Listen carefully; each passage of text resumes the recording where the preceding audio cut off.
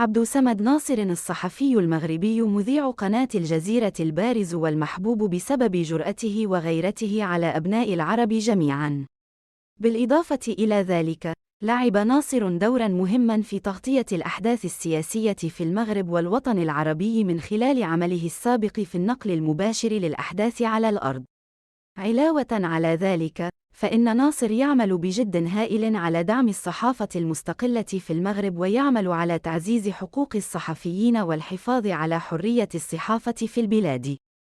كشف الإعلامي المغربي عبد سمد ناصر، مقدم الأخبار السابق بقناة الجزيرة، أنه سيغادر قطر قريباً للعودة بشكل نهائي إلى المغرب والاستقرار بالعاصمة الرباط. وقال ناصر الذي تم فصله من قبل إدارة قناة الجزيرة القطرية إنه يستعد حالياً لمغادرة الدوحة والعودة إلى الرباط حيث يوجد منزله، ويتابع أكبر أبنائه الدراسة في الجامعة الدولية.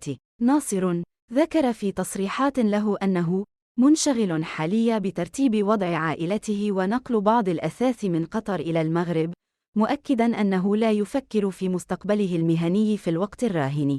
معلومات توقعت أن يتم تعيين عبد سمد ناصر في التلفزيون المغربي إما لإدارة إحدى القنوات التابعة للشركة الوطنية للإذاعة والتلفزة والتي اشتغل بها سنوات التسعينيات، أو مقدماً للأخبار أو مراسلاً لقنوات عربية بالمغرب.